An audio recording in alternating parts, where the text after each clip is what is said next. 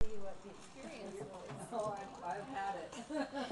morning, everyone. Good morning, everyone. Everyone. And welcome to uh, school's almost out for the summer.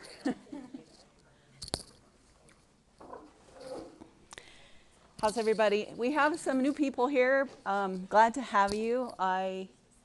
You're kind of like coming in with the capstone, and maybe you don't have the foundation, but so I'll do a little bit of a review. We're talking about sovereign today, and I feel very proud of myself because I am actually, look at notes and all. So I'm just going to jump in, I guess. And so here's what we're going to try to cover today. What is the sovereign? How does it feel? I think it's really important to know what the experience of it is. Why is it so hard? And if it's not hard for any of you, then I will yield the floor to you when, when we get there. And what helps us to be able to live more in the sovereign and experience our sovereign on a regular basis, because it's kind of cool.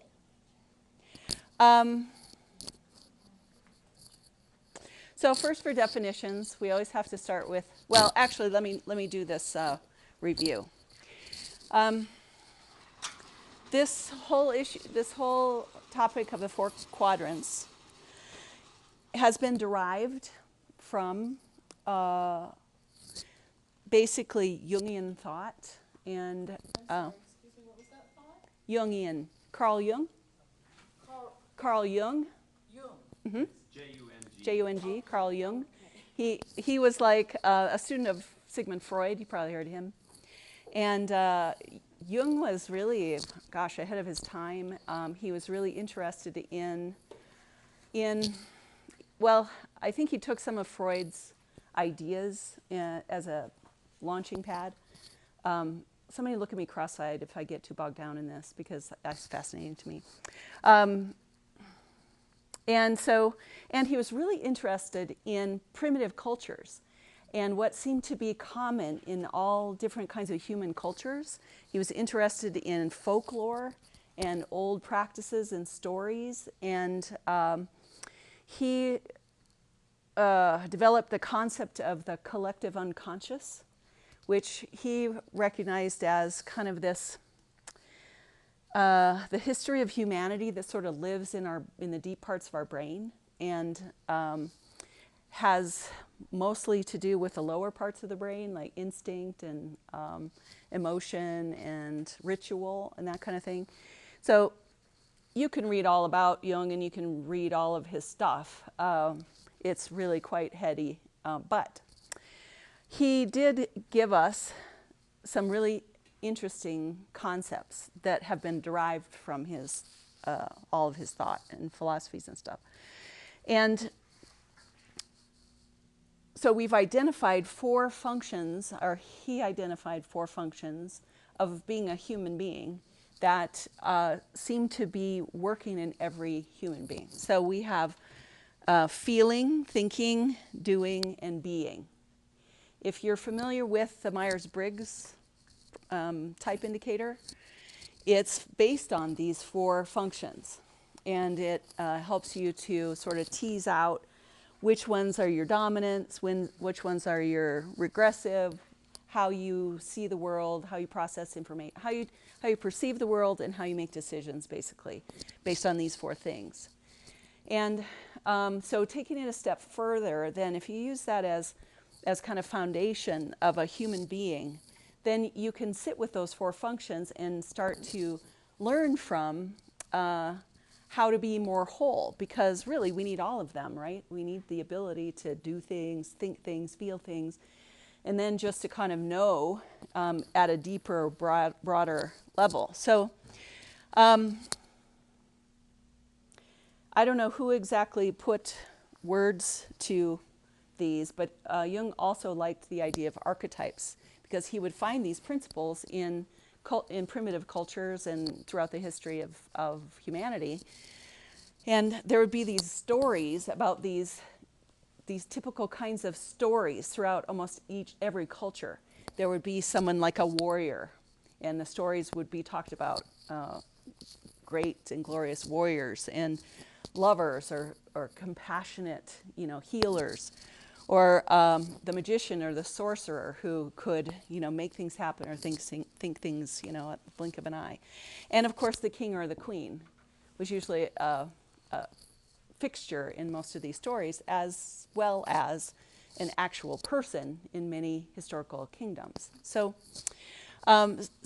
these became archetypes, which an archetype is just a characterization of something, like embodied in a character. So a universal truth embodied in a character. So the sovereign or the king or the queen is not just a king or queen, but as an archetype, it represents a universal concept, a universal truth, more than a truth, but a universal reality of being and part of being a human being. Same with the warrior, the lover, and the magician. And so over the last 4 years, I've been using this model from time to time. And then for these last four sessions of your senior year, we've gone more in depth in them. And so we started with the magician, then the lover, then the last time we talked about the warrior, and this time we were talking about the sovereign. The goal or the hope of it all is that we become more balanced and more oriented toward wholeness by understanding and enabling and sitting in these ideas and letting them be a mirror for us so we can kind of facilitate our own self-development. My contention has been since the beginning that there is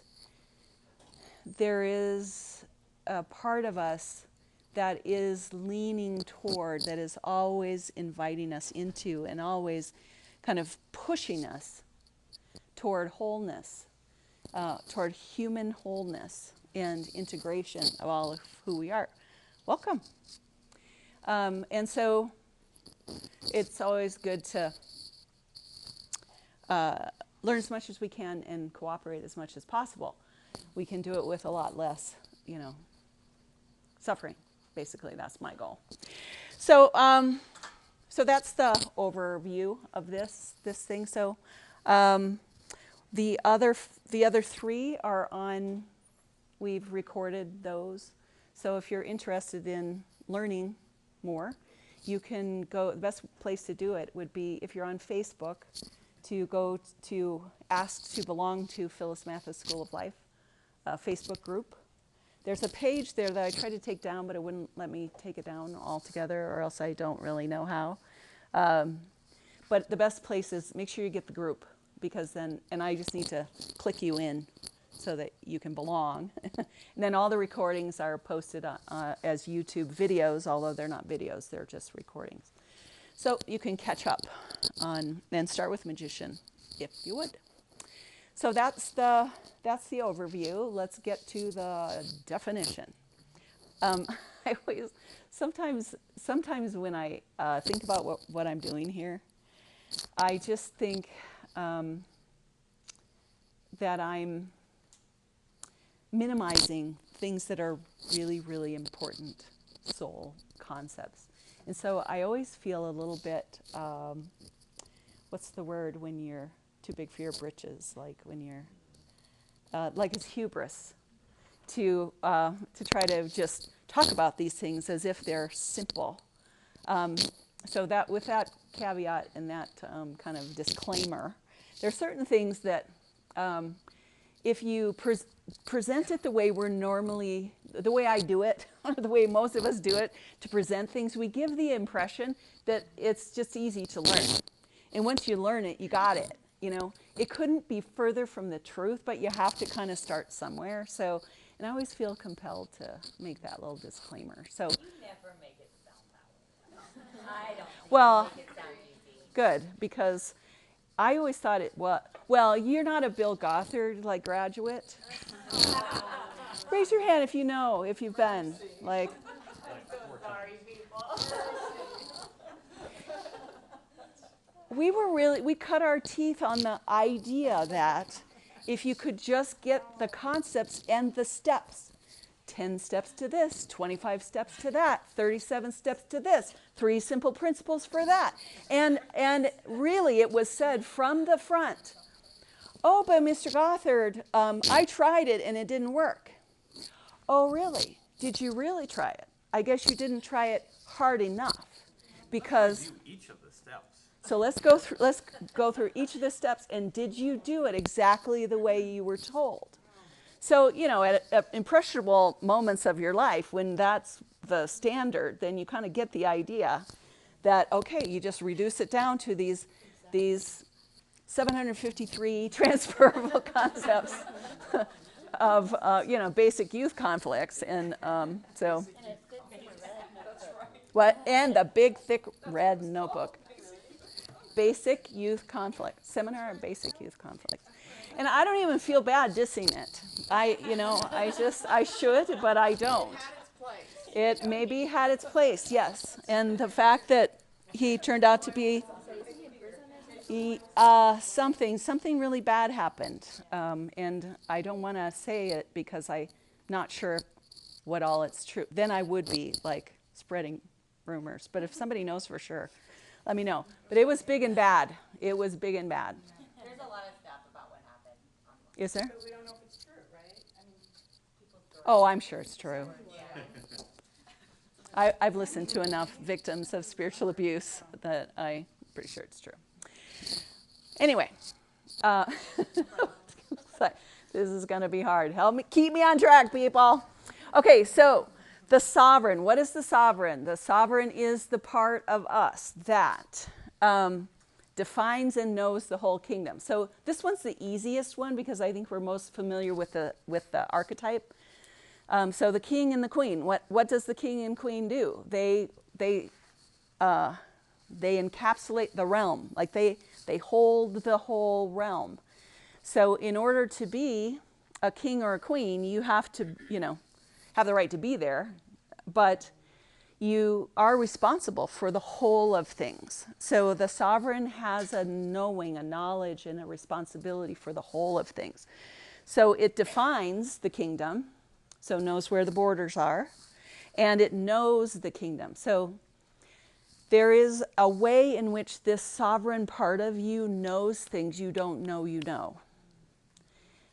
It's there by its very connection to the soul. And just so there's not confusion here, I make up my own definition of the soul.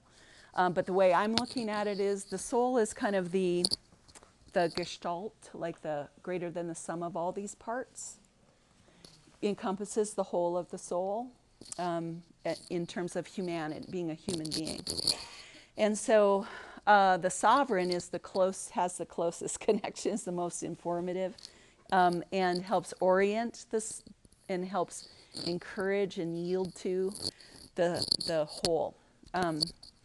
So the sovereign really is the part of you that knows who you are, even when you don't know, knows what you're for, even when you feel lost, knows the purpose of your life and existence, kind of knows where you're headed, or where you could be headed, like holds the potential of you, and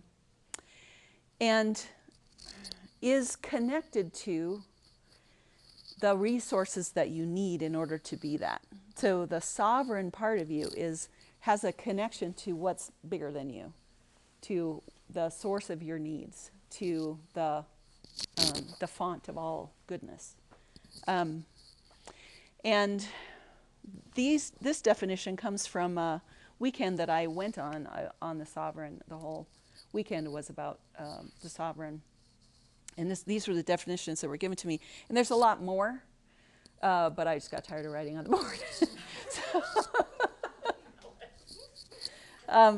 So, but this language is, different than I would necessarily use. So I just gave you what I would say. But so defines and knows the kingdom, creates a just order inside the kingdom. And so this is a very interesting function inside the self. It also knows and appreciates self-care and inner wisdom. The sovereign knows self-worth and self-love and can hold it appropriately. Actually, is sort of the source of self-care and self-love and appreciates self-care and self-love. The sovereign also blesses. This is one of the major functions of the sovereign. And the means by which the sovereign operates. Sovereign is attached to blessing. Blessing is the key. And if you think about what blessing is, I just want to sort of say it out loud in case we're clouded up with other ideas of what blessing is. But blessing is just this benevolent kind of imparting of goodness, right? And like a recognition of uniqueness and specialness. So if I were to bless all of you, I would come and just speak the words of truth of who you really are over you, and you would receive that as a blessing. Blessing also implies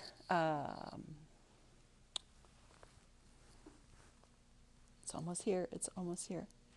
Prosperity. There's a certain abundance, right? You can bless from poverty as well, but you have to have an abundance of something in order to bless someone with it. And it knows to bless everything. So sovereign blesses people, the earth, and all creatures, whether they deserve it or not. The sovereign has a clear sense of vision, mission, and purpose. This is really important. And this was one of the biggest ahas for me when I was in the depth of my own mental sickness and overinflated magician and depressed lover and crippled warrior. The idea that that some part of me knows and some part of me has always known, and I didn't have to teach it. That was just a big revelation to me, that I didn't have to come up with the purpose of my life myself. And by myself, I mean, these three, basically, because I was, kind of cut off from sovereign.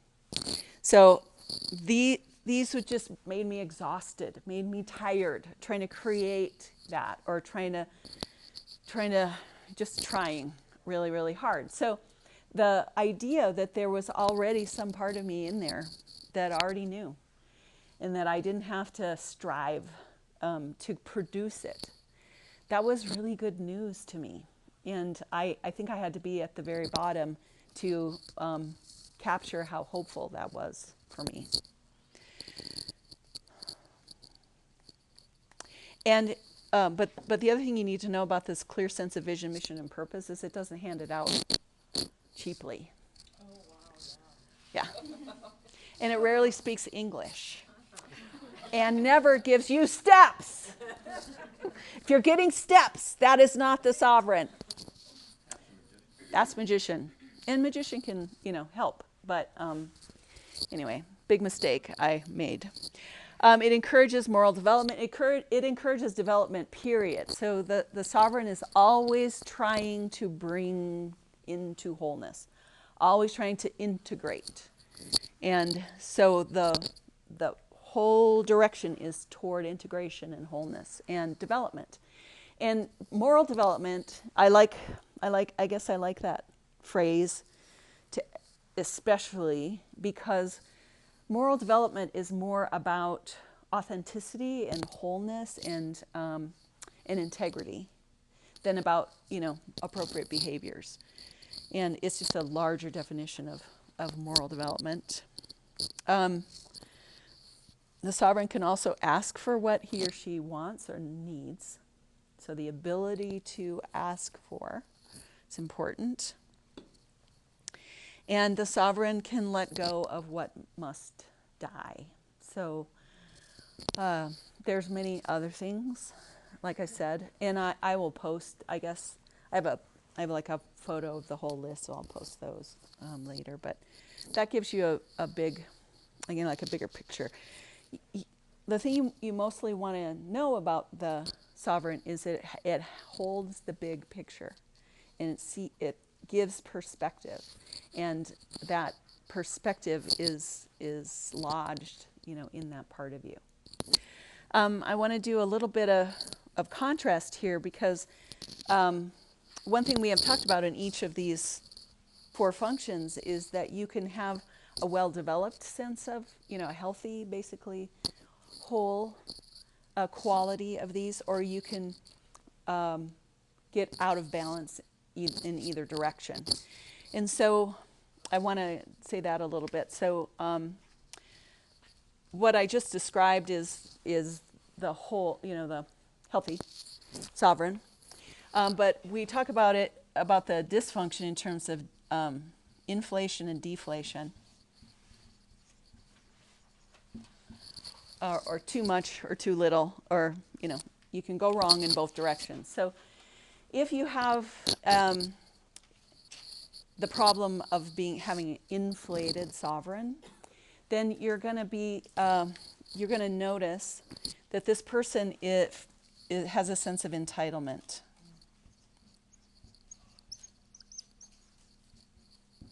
Could be grandiose. Could be power hungry. Could be bossy. Could be, what else?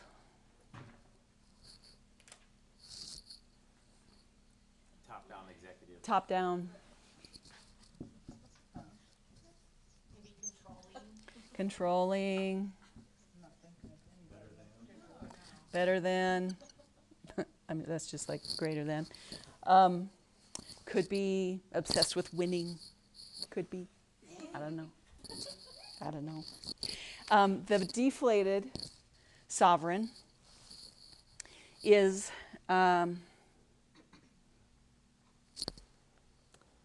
ineffective,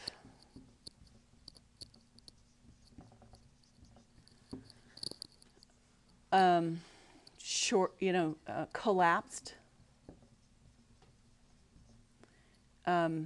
weak, insecure,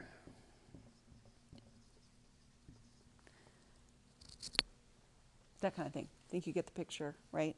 And so if you're feeling some of these things, then you can kind of use it as a mirror to say, I think my sovereign's a little out of whack.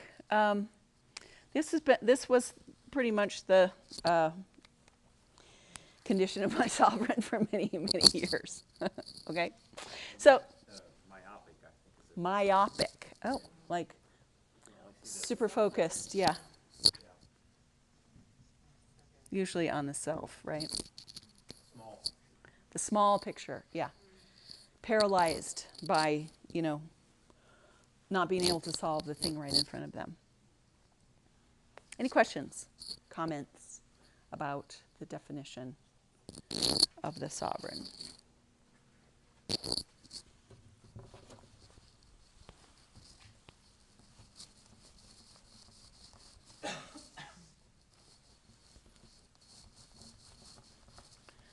I maybe should have left those up longer.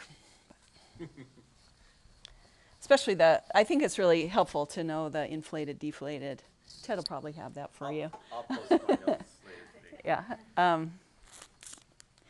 So, what is what are we talking about? What is it? So this is a great concept, and you're all kind of going like this. But I always want to know, how does it feel, or what is it? How do we experience the sovereign? And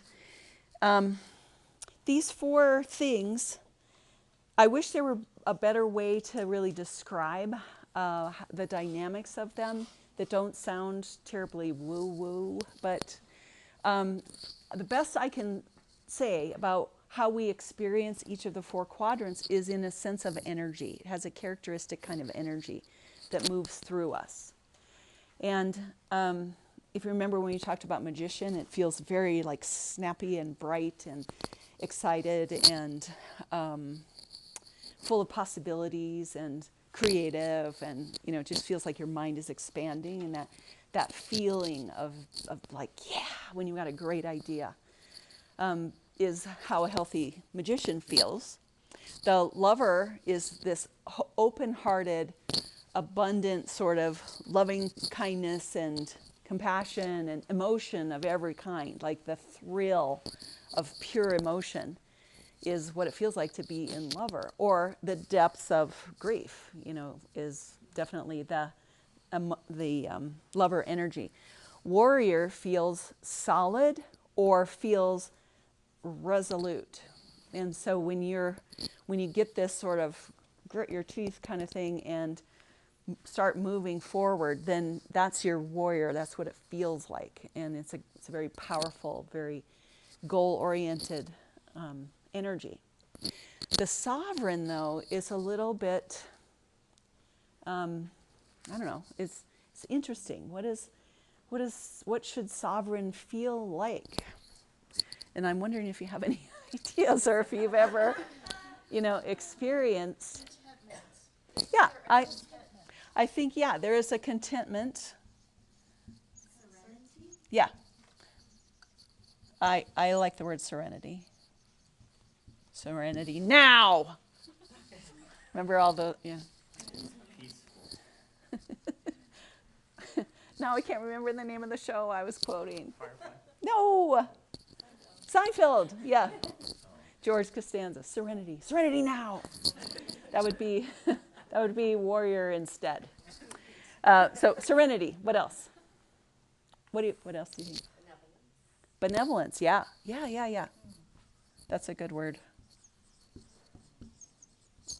Which is basically the outflow of blessing. Goodwill. Centered. Yeah, centered.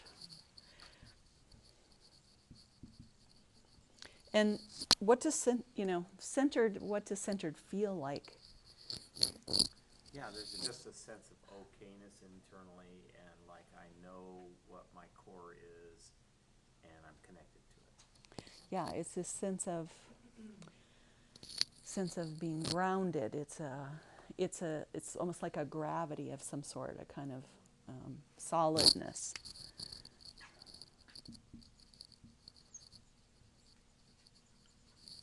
Being certain, like being secure in what you are and what you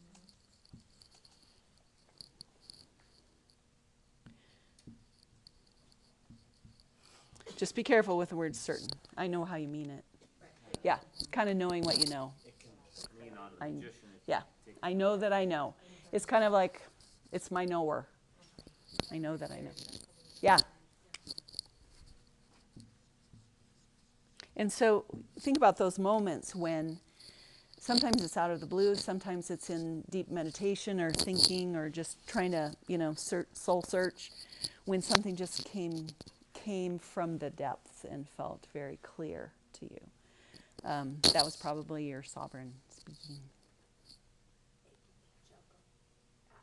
I guess with sovereign, it always feels to me like the sovereign is the one that if you can get it centered, can pull all the other thoughts that you have as the other three, but then knows how to combine them into something that truly has meaning from all four. Yeah. so integrated. Yeah. Balanced, integrated, managerial. I don't know. And I would have said, instead of certain, I would have said not knowing. And what I mean by that is, I think it's David White that talks about developing that relationship with the unknown that's comfortable and that is okay without Yeah. having resolution. Okay. It comes with an empty teacup if you think of the Karate Kid, where he's pouring the tea into the cup and he just keeps pouring even after the cup can't hold anymore because the kid he's trying to teach has got a full cup and he can't get anything in anymore. And he's illustrating it. So it's, you gotta sort of come with that empty cup that feels like it's a beautiful capacity, not an emptiness. Yeah. Trust and assurance. Trust, yes. Trust is a big one. Which to me goes along with the essence of what faith is, like the stance toward towards something you can't know, like a stance toward some goodness or some potential that you are not certain of, is the best way that I know how to describe what faith breaks down to in the body and in the soul. And trust is probably the best way to describe that. Trust kind of implies that we're trusting someone or something, and that's also true. But when you're holding trust but you don't know in what, that's where it really starts to form you. And that attitude of trust and faith is a pretty scary place to be. Most of us run as far as we can from that kind of thing, when we don't have anything out there that we're hooking onto in order to prevent feeling the terror that comes from not knowing. Don't you have to hook onto something though to have faith or trust? That's a very, very good question. Yes, I think you do. Even if you're not really conscious of what that is, it's out there.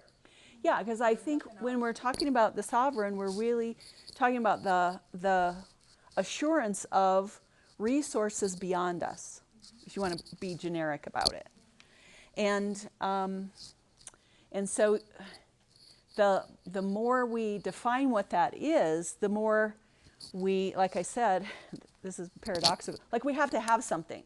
And when we start as children, we hook onto what's around us. So we are completely merged with and clinging to our parents, to help us feel secure and safe in the world. And then as we go along, as we develop, we use these other external sources as ways to feel not alone and afraid and incompetent in the world. And it helps us, it helps form us in the way that it should. So everything that we use in that way, it's like if you've ever watched concrete being formed, concrete is like a really thick liquid. And if you're going to use it appropriately, it has to go in these forms. So they make these forms usually out of wood that hold the shape of the mud until it's dried and then cured, and then they can remove the forms. So when we're growing, this is how our sovereign gets developed, is that we're holding on to, we're being instructed by, we're being formed by all of these different things, and it's really important to have them. It's just at some point in your life, if you're going to develop as a whole, the forms will, sometimes the forms just constrain you because you're growing beyond them. Sometimes they just break on their own because they're not sustainable, or they disappoint and you get disillusioned. We're talking metaphorically now, but yeah. So I want to talk about that in the why is it so hard. So remind me. In that trust faith space, what came forward for me was kind of a acceptance of mystery. Yeah. Yeah. That there's things that I can't and don't understand or see, and that's okay. Yeah. Acceptance of mystery, goes, in my mind, it kind of, it's connected to serenity, because once you can finally just accept, you're never going to know. And some things are beyond me. I can't control everything and I can't understand everything.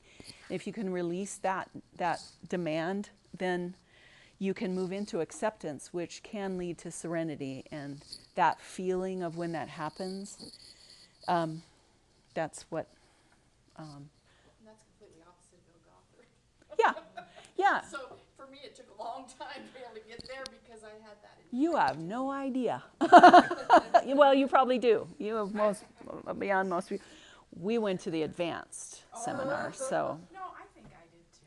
In your young formative years. yeah, yeah.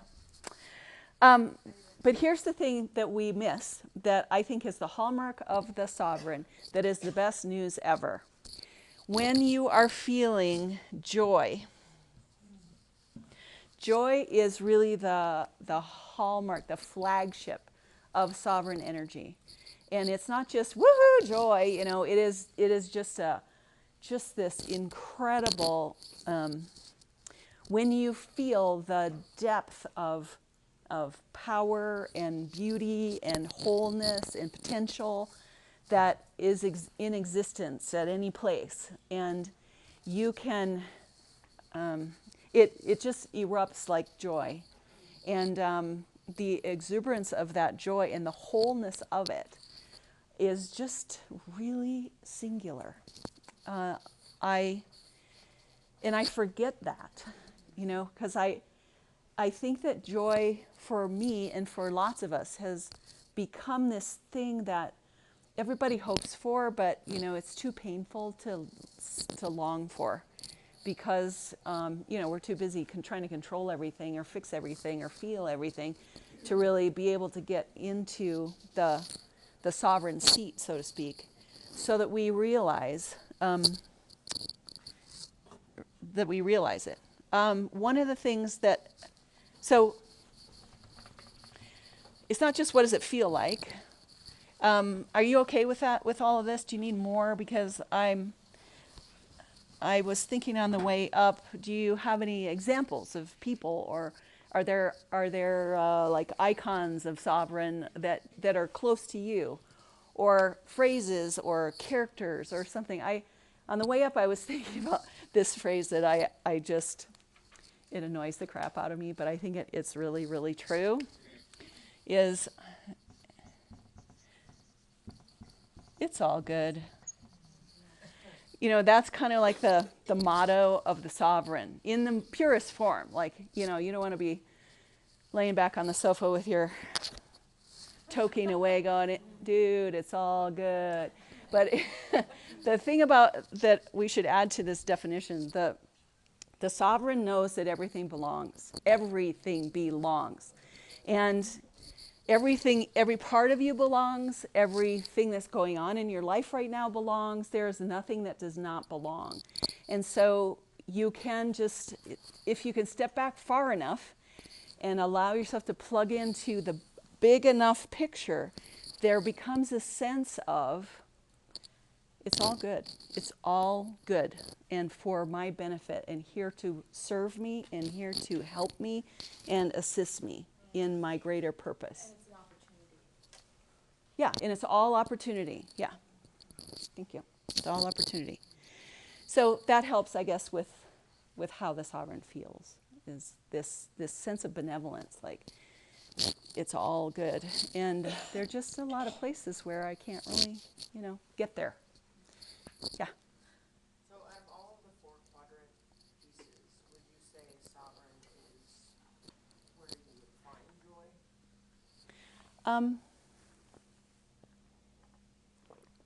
It's the I'm sorry. Wouldn't it be the integration? How dare you? No, I'm sorry. I just, thank you so much for doing that. But wouldn't it be in the integration of all of the quadrants that the sovereign does is where then the joy comes? Let's say, I would say that sovereign, that joy is capital J in the sovereign, in terms of not the intensity of it, but the wholeness of it. So you can feel joy in all the quadrants, I think. You know, if your magician is just snapping and you're creating, that's joyful. And same with warrior. If you're competing or if you're like in the heat of some like intense thing you're implementing, yeah. And love is full of joy. So I think you can experience joy in all of those. It's just not the hallmark of it. So the hallmark of the the sovereign isn't a deep and kind of abiding joy, and it's connected to source. I had this experience when I was in my coaching program. The master coach, like the guy that was doing all the teaching, he did this incredible piece of work in front of all of us, and it was he didn't realize he was getting into this with this person, but what was revealed in this person's life was a really tragic and traumatic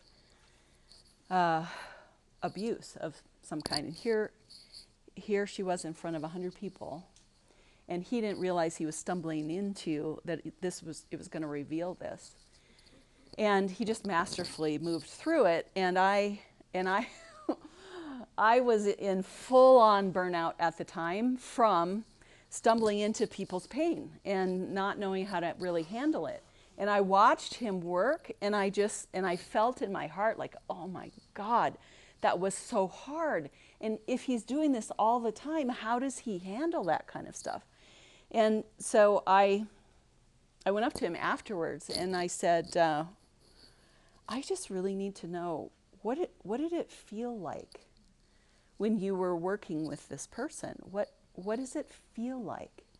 And I don't think anybody had ever asked him that before. He goes, well, it feels like joy. And you could have knocked me on the floor. Because in my work with those issues, it was not joy. It was empathy. It was feeling what they were feeling. It was, all these other, magician, all these other things. But it did not come from a place of joy. And so it just blew me away that someone could have such a connection to their own joy that even when they're in the depths of someone else's pain or whatever else, I mean, that just happened to be important to me. How can I be in the midst of someone's pain and not be demolished by it? And it still sort of escapes me. But So would you say that's because you think he was strong and yes, sovereign? yes. And everything about him, like he just operating in his gifts. When you're watching someone be right in the center of their purpose and their gifts, you experience that sense of benevolence and a sense of just the joy that they have of being alive and being able to be doing what they're doing. So anyway, I wanted to give you some tangible kinds of ways to identify what sovereign energy feels like, so that you're not just kind of going, all right, am I defining the boundaries of my kingdom now? Well, let's see, am I, Any other, yeah, Linda. You mentioned the sovereign seat, Uh-huh. and for me, when I think of when I'm trying to get to that place in myself, I actually feel like I'm coming up a step. Like I have to get above this muck I'm in to see it. Yeah. So Yeah. What do they call that? The dais? Is it called a dais? That they put the throne on? It's not, you just don't put the throne on the floor. It's up a couple. And so there's something about the sovereign that elevates your perspective. And so we'll get to how to access that hopefully. Okay. I was just thinking about the simple phrase, it's all good. But just speaking to the vastness of the sovereign, where it's like, when you think of the worst of the human experience, like rape and murder and torture and death and, I read in the paper this week, a child went to an amusement park and was decapitated. Oh, God. At a 10-year-old boy on a water slide. It's just like, what in the world? But it's like that there's purpose, like that bigger, the vastness of that, to be able to, step back from the human experience and look at that and see that it's okay, it's gonna be okay, there is a purpose, there is something bigger happening here, then it's so easy to get stuck in that place where it's like, it's just so much I am pain finding and myself suffering. stuck right now when you're just talking about it. Yeah, right? Yeah. Yeah. Yeah. But And it's also self-care, where the sovereign would recognize too, right, that I need to step away from that, all that information. it's, yeah, I Do you know mean, what I mean? I love that you're taking it to the kind of the nth degree here, like how can you have a big enough perspective for all to be good? Yeah, I don't know. We I leave in 2 honestly, weeks to go to Kenya, and Oh. we go to the slums in Nairobi, and there's 1 square mile, 750,000 people, no electricity, no running water, no trash removal. And it's like, you know, every year I go there, it's just like, oh my goodness. I mean, there's just so much suffering and so much. To be able to stand back and be okay. Yeah. And not want to just go in there and flatten that place and just. Yeah, take over and fix it. Like, Yeah. It's been there forever. Yeah. It's not going away. It's not going to change. The government is corrupt. It's just like, okay. We have now moved into why is it so hard? Yeah, thank you for moving us forward. Before we go there, any other? Yeah, yeah, I guess I was just gonna take the word good. I think good gets us trapped. But if the sovereign doesn't necessarily say everything is good, it just says we're okay in whatever happens. yeah. Everything is allowed. Everything is. Yeah.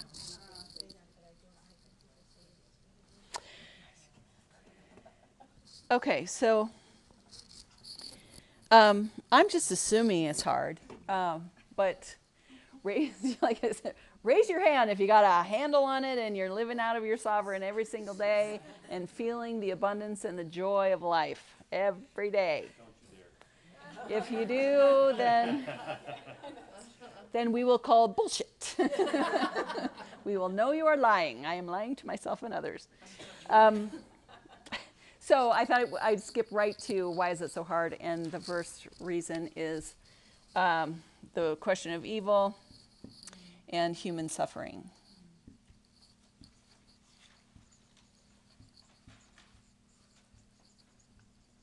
And injustice.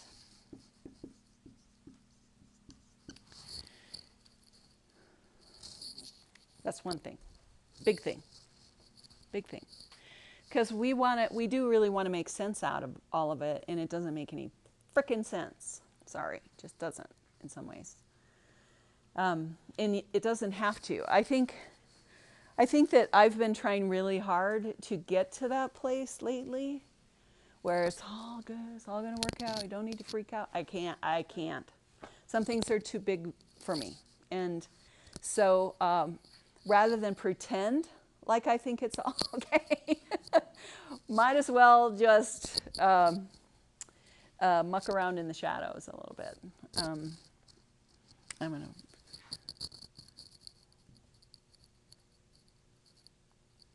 writing some notes to myself. So in your personal life, so this is big picture, why is it so hard? But in your own personal life, what do you think some of the things are that make it hard to, I mean, I'm assuming everybody wants to be living out of their sovereign. I mean, once you kind of get a taste of it, it just feels so right, just feels so good, that you always want to stay there. And when you're there, you kind of think, I got it now. Yeah. My personal experience with it in a big way was I went to a Sovereign Weekend. It was like 5 days long, put on by the Living Arts Foundation. And by the time we moved into the Sovereign, they're trying to create an experience for you so that you can experience the kind of the bursts of sovereign energy move through you. And so that happened for me. Of course, I'm kind of a peaker anyway. Like, I love those big experiences. But I do remember when it kind of came into my body and my feelings, thinking, all the parts of me belong. Everything is okay. Like, I am totally fine. I don't know. I didn't hardly have words. And it felt really deep and secure and really ecstatic kind of at the same time. And I felt so benevolent. And I, came home and just was like, I get it now. And like everything really wanted to stay there. But it's not just a feeling, but it is a kind of a, once you experience it or recognize the experiences that you've already had, then you can use it as kind of a barometer for growth. I want to get there again. I want to increase my tolerance for and my ability to return to sovereignty. But it's hard. So, any ideas about why? Yeah. When I get unexpected negative consequences for something that I thought was pretty innocent or I thought was fine, or like I filed my taxes and then I get a note saying I screwed them up, and it's like, what? And yeah, that kind of thing, and it just throws me off. I'm in this whole tizzy of, oh, I'm bad, and the government thinks so, and, it takes me a little effort to get back into a place of joy after something like that hits me. Yeah, I mean, it's easy to feel very sovereign when you're on the mountaintop, right? And so basically, life can knock you off your feet at any time, because it just, we have trouble holding on to that when we and letting the future be the future. Like, when it's conceptual, yeah, we get it. Whatever may come, we are going to be fine. It's going to be all right. And then something comes. And we freak out. And so, yeah, just regular life. What else? Yes?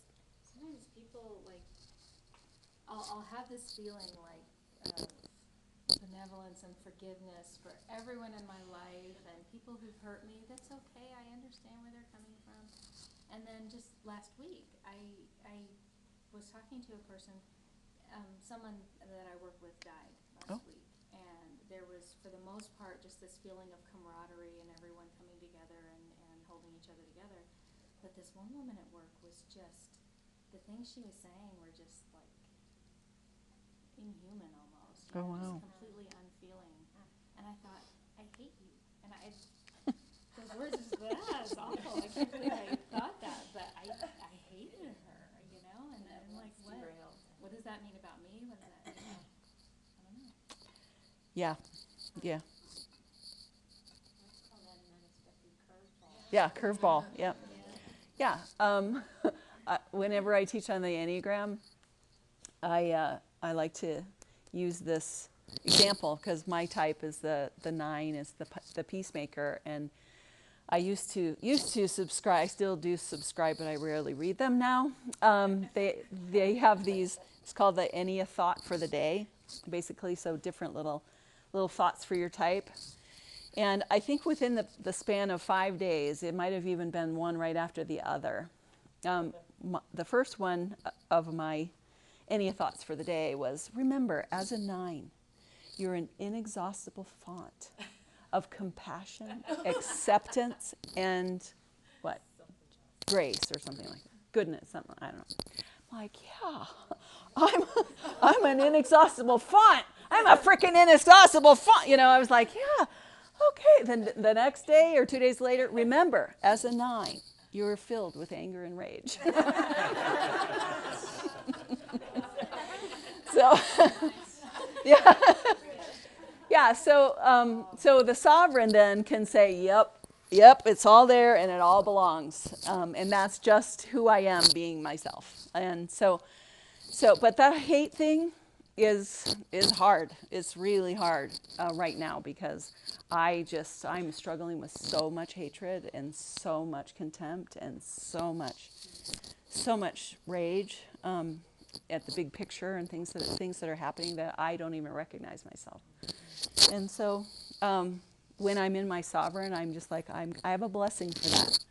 Not that that's good or helpful or whatever, but I'm going to try to be appropriate, but I'm not going to try to cut it off and stuff it in the closet anymore because it belongs in my universe. Yeah. I was just thinking, like, the whole thing of the sovereign, it feels really, like, kind of what you were saying, it feels risky to kind of rest in it. I feel like I have so many kind of things that are kind of just in my head that I don't realize that are there, like the kind of, well, you can be anything you want, as long as you, like, the kind of the vision thing. Mm-hmm. Like, I feel like I've experienced times in my life where I have really clear vision, was following it and doing it, and didn't go, like, there were no good results from that, you know what I mean? Like, and so it feels like if I rest in that, if I trust in that, it's not gonna necessarily work out, you know what I Yeah. mean? I don't know. Yeah. It feels risky to It, trust it. yeah, it is risky, and because we don't really this is one of the problems with putting your faith and trust in something, in a identifiable something, even if we don't realize that's what we're doing. A lot of times we put our trust in, and this is the contention I have over and over with hope, the way we conceptualize hope, because the common experience of hope is we have to have hope that everything will be okay. We have to have hope that it's all going to turn out. That's like the low level concept of hope. And I'm like, you know what? If you put your hope in the fact that things are going to be okay, and if you just hope that they will, then they will, like that, you are going to be disappointed, my friend. And so there's something about the development of the human being that we need to discover that the things that we anchor our hope in, for the most part, if that's the source of our hope, if that's the thing we're hanging it on, it's only a matter of time before that will fail you. And it's just an illusion of hope that is actually conjured up by the magician. And a lot of times we need that, and it will serve us. But I'm just warning you, people, when you get as old as me, you will realize that the thing that you need to come to grips with, that you really need to face and be with, is the not knowing, is the not having the form to hold you up, to be able to tolerate the phenomenon of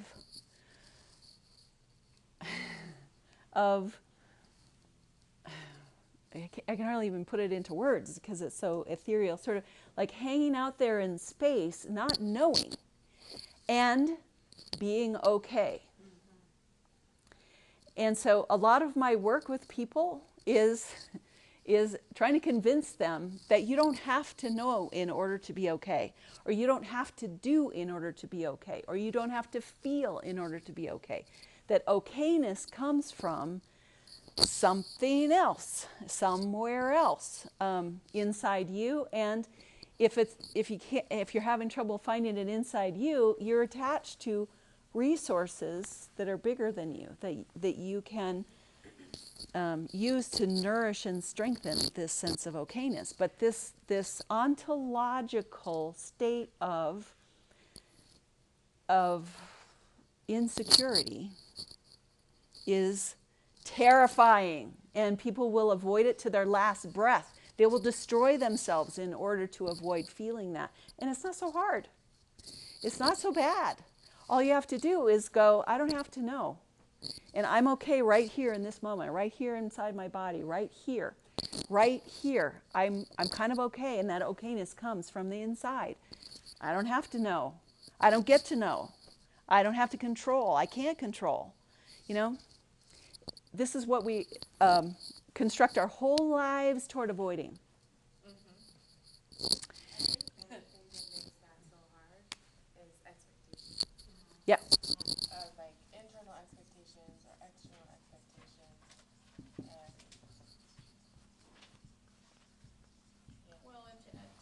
Christian teaching of follow these steps and it'll all turn out.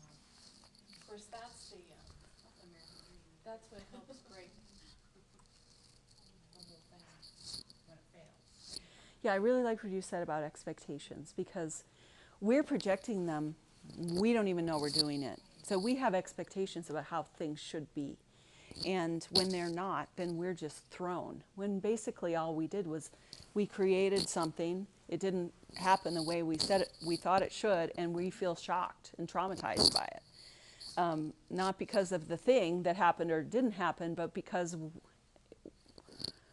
the universe disobeyed us, you know, in a way. So, okay, so our addiction to certainty and our expectations. And now here, I think I am going to talk about, because this was so very personal for me, one of the biggest things that got in the way of my, and still, well, no, I'm not, doesn't so much anymore, but of my actualizing, if you want to call it that, my sovereignty was my religion.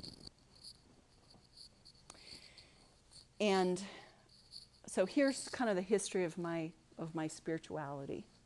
So my own, how I came into the world and my own Enneagram number, whether that was given to me or whether I developed that, was one of this developing a kind of acute lack of the experience of sovereignty. Like not having a strong sense of self, in other words. Not feeling like I had any substance. And that could be for a lot of different reasons, but that was just how I organized myself in my world. And I would gladly trade it in for attachment to anybody, anything.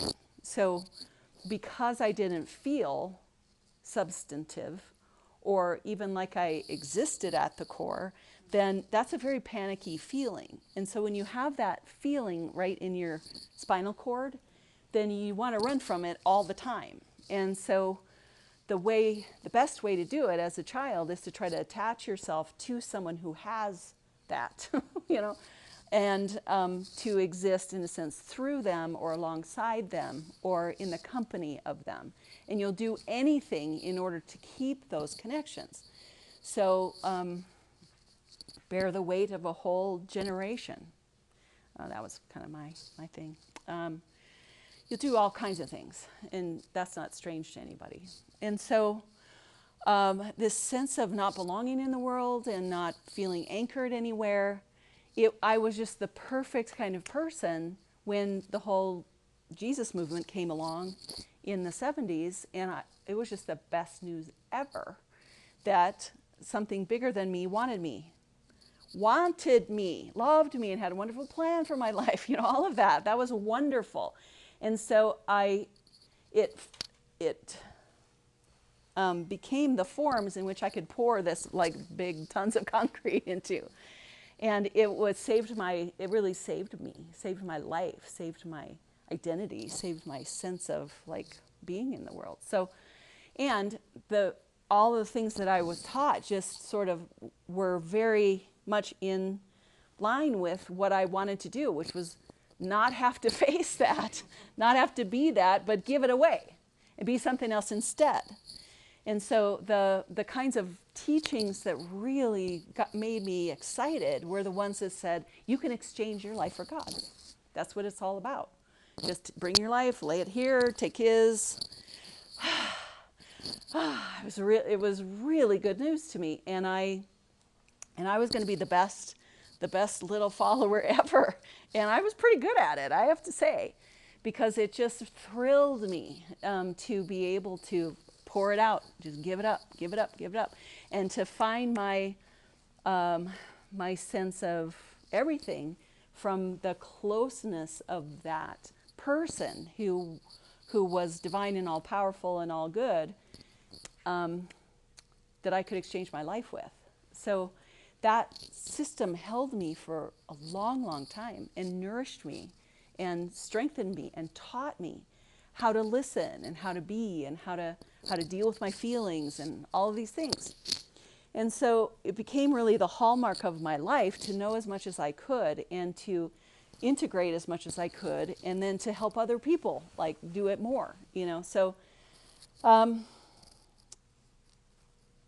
there came a time when, like the best thing I got out of my spirituality in that faith system was the admonition to listen to the Spirit, to listen. So I learned how to listen, and so that learning how to listen, unbeknownst to me, was the thing that tore down the whole system eventually, because I started to see that there were certain things that just weren't serving, that just weren't accurate, really. They meant well, but it really was not a good representation of God, of who God must really be. It can't really be this, this over-inflated sovereign who's touchy and entitled and jealous and is arbitrary and exacting and critical. Can't really be. Like, that kind of person doesn't get to run the universe. I'm sorry.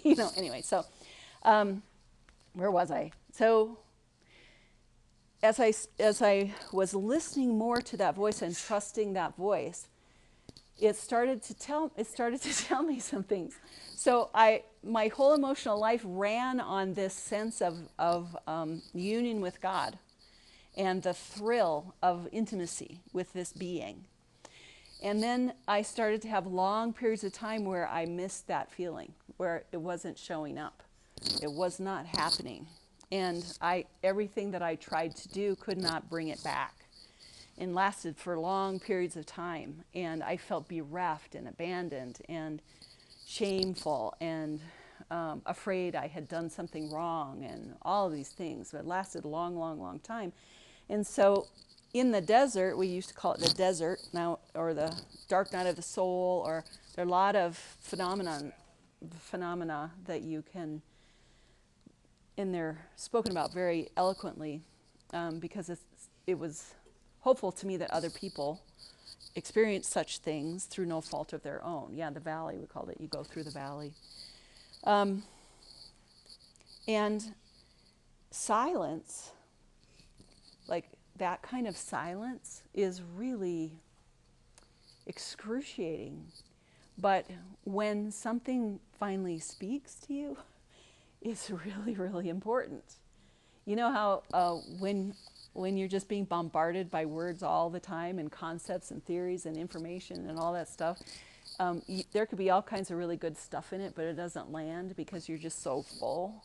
But when it's completely empty and then you get one little thing, it really is life-changing. And so I was telling Ted just yesterday, I think it was, that personally for me, it came in this long drought I was experiencing. And I often have these metaphors that run in my head, and the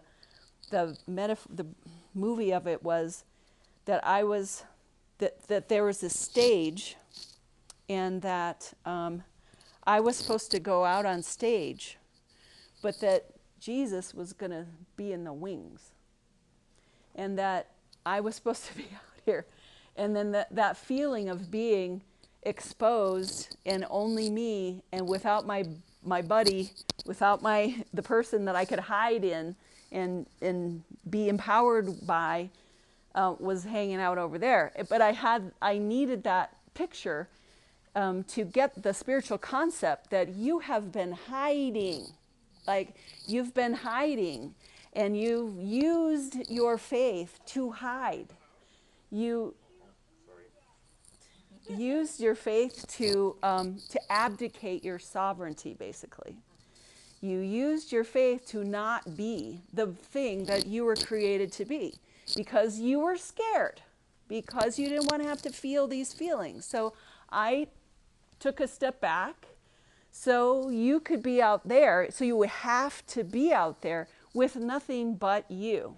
So you can finally see what that you is, because I'm not going to be used in this way anymore, basically. That's kind of condensing a lot of time down into one thought. So for me, the very thing that helped me experience sovereignty vicariously was the thing that at some point got in the way of sovereignty.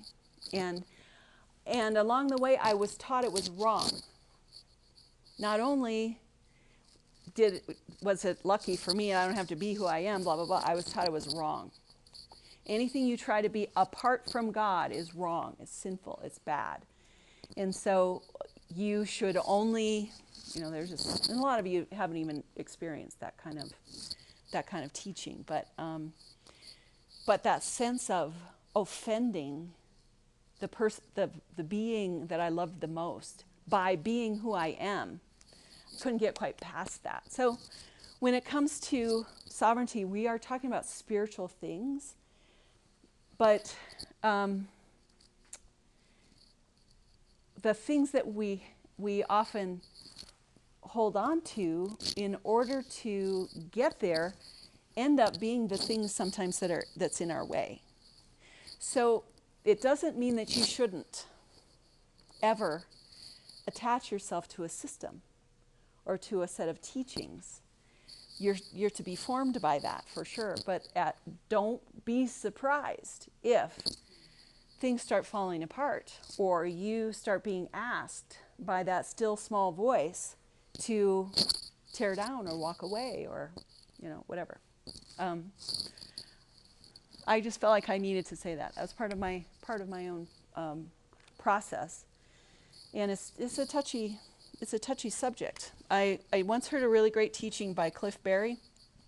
He talked about spiritual development, uphill, downhill, and uphill basically is you adhere to a system. You allow yourself to be formed by a system, and so you learn the practices, you learn the doctrines, you learn the values of a system, and it forms you.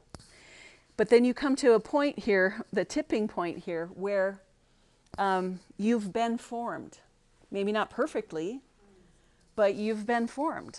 And you tip over into the downhill process, which is basically letting go and trusting and trusting. And so the formation is necessary. So this is what he said that I loved. He said, if you try to skip the formation and just go right to the downhill, you're nothing but a new age hack. That's what he said. And you see people who do that. Oh, I don't want to be constrained by anything. I just want, that just means you set yourself up as God and your ego as God, and you just interpreted everything and you just skipped the hard part. So that's just a little thrown in there for free. Cliff Barry. Isn't that also Falling Upward by Richard Rohr, too? He talks about the loyal soldier, discharging Yes. the loyal soldier. I have the book, but didn't read it. But I'm sure that's true. I've heard of the book, I haven't And read it. yeah, I just like the title. I love these titles. Falling Upward. Yep. Yep. But it's basically the same concept. Yeah. Okay, so things get in the way.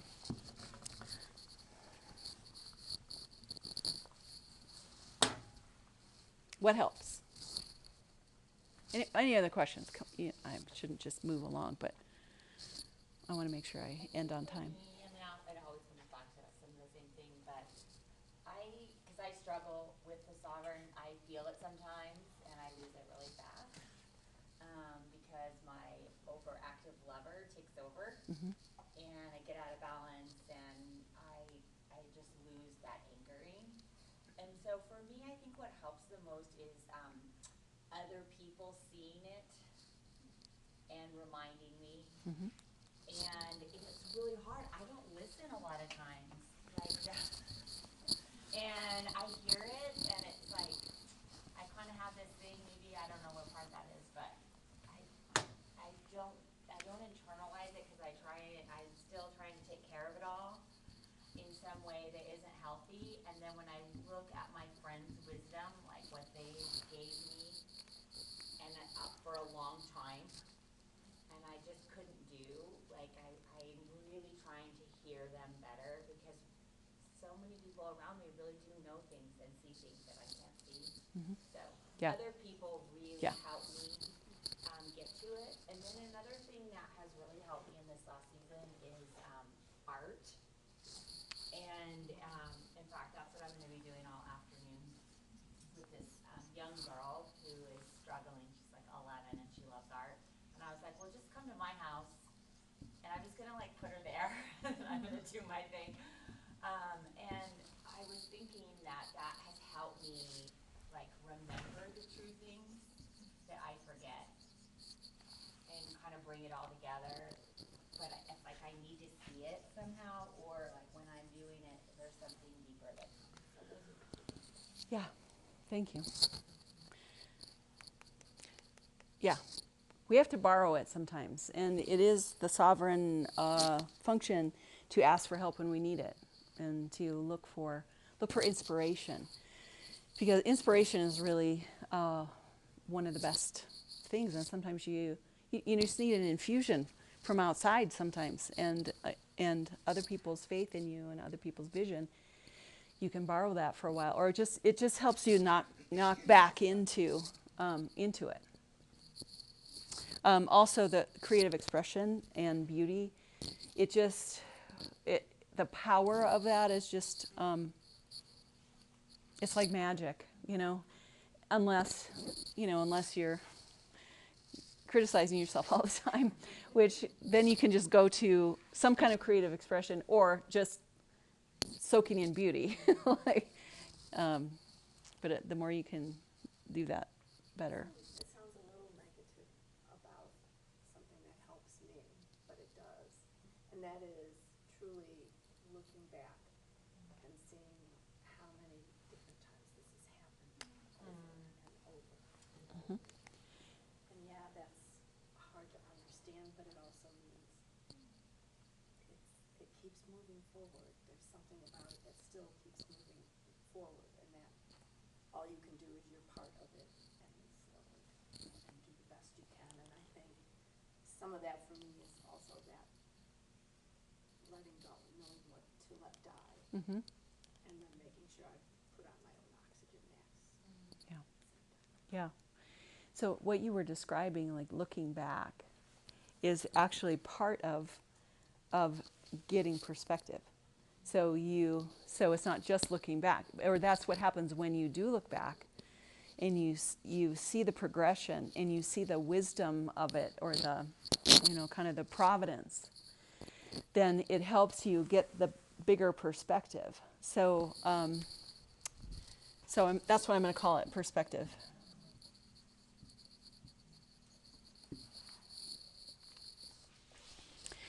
Here's another thing that helps. That's kind of a paradox, and that is solitude.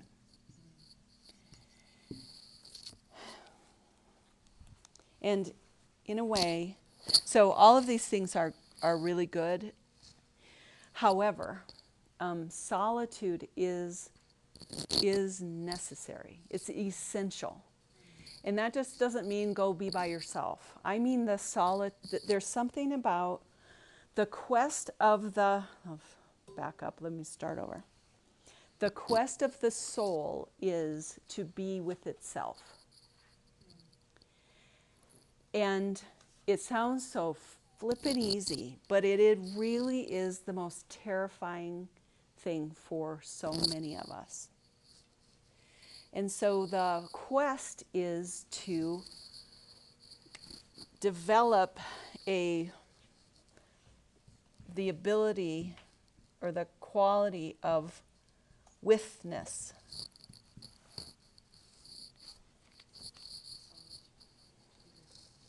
I just read a poem by David White, and he said, You're so young for David White. but he said, "This is the temple of my adult aloneness, and I belong to that aloneness as I belong to my life. There is no house like the house of belonging."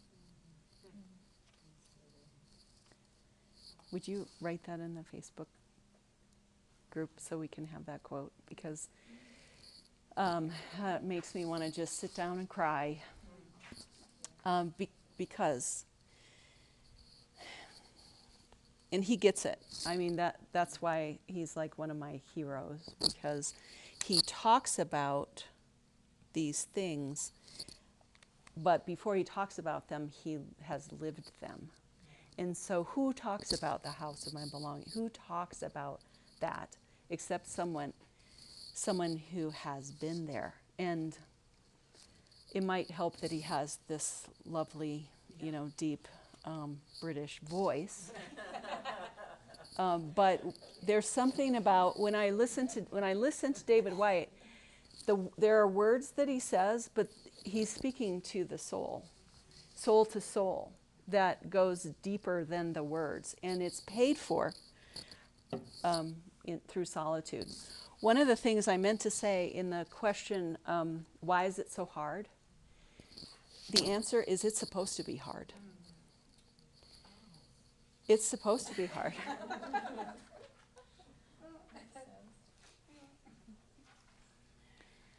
If it wasn't hard, then we'd all be there already, right?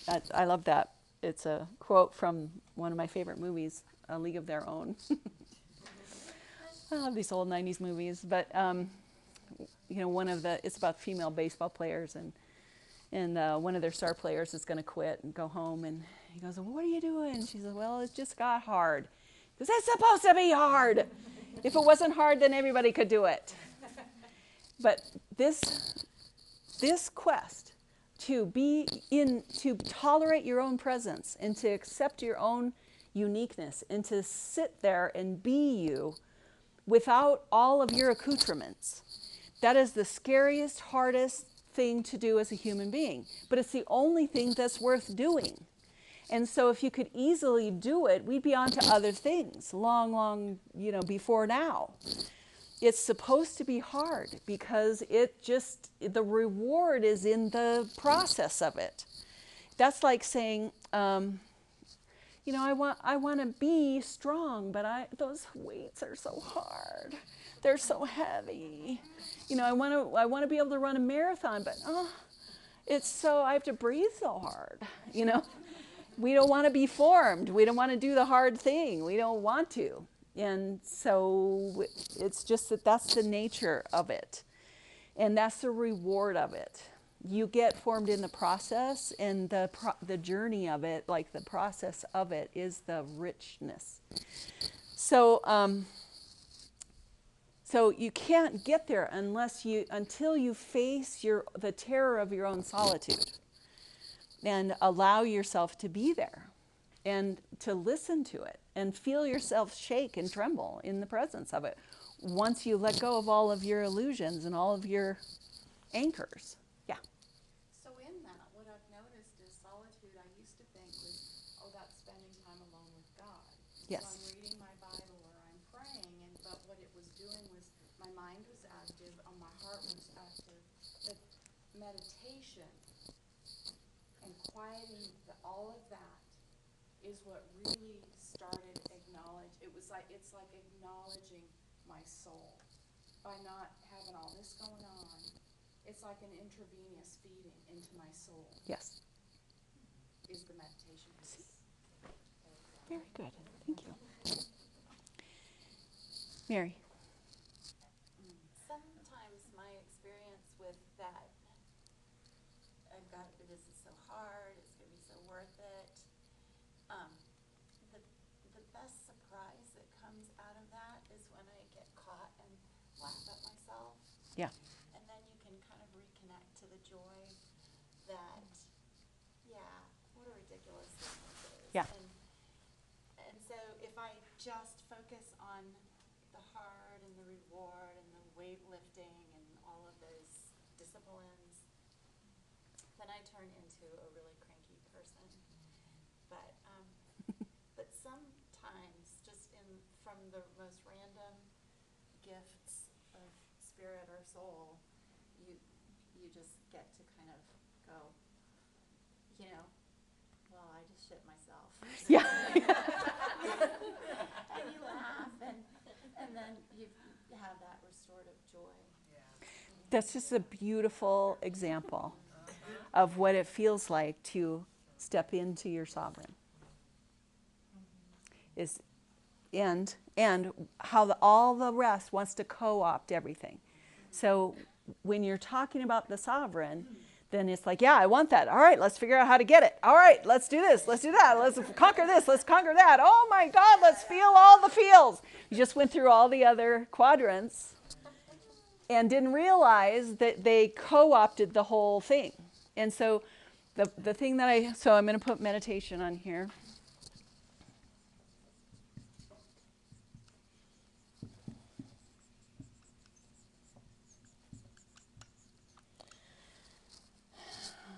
Okay, because I tell you, sometimes, I mean, I'm just going to quit telling my clients to meditate because they just whine at me. But it's so hard. It's so hard. I try, I'm no good at it. And I'm like, okay, then don't do it. Fine, don't do it.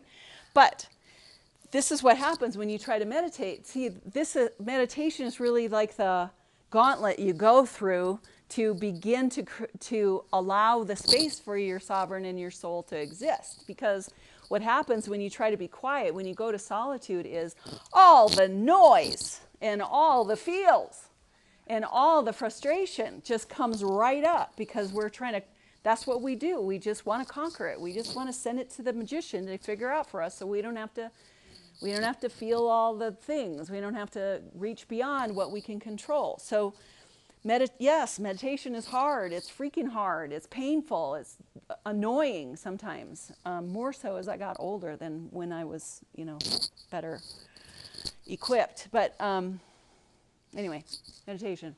Yes? This kind of plays along into that, but just worship. I mean, there's times where just being in worship and letting everything else aside and being in the Lord's presence. Just being in your place of, your place of. Magnifies the Lord. Well, and putting your focus on Him and who He is and letting everything else just fall away. Yeah, however you can get there, whatever works for you. I mean, that was always mine as well.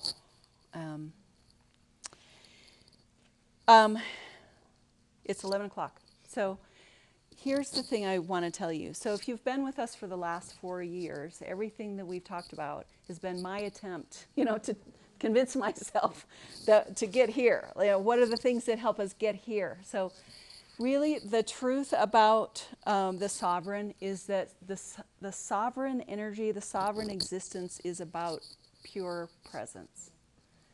Pure presence. Just showing up, just being there, without, even in a sense, without meaning, without anchor, without judgment, without anything. The ability to be fully present without all the stories is really the essential thing. So meditation helps. Mindfulness, practicing kind of just going, all right, how do I be present? Let's see. I go through my 5 senses. I follow my breath. I get, there's all these little things that can help you. But then you get into that sense of just being alive. And just being alive is enough. Just feeling that animated presence. Just being here, who you are, good, bad, the ugly, the whatever, without the stories, without the meaning, without the thing. The present, like the actual fact of life flowing through this, that's pretty cool. And I think that's what it means when God said, I am.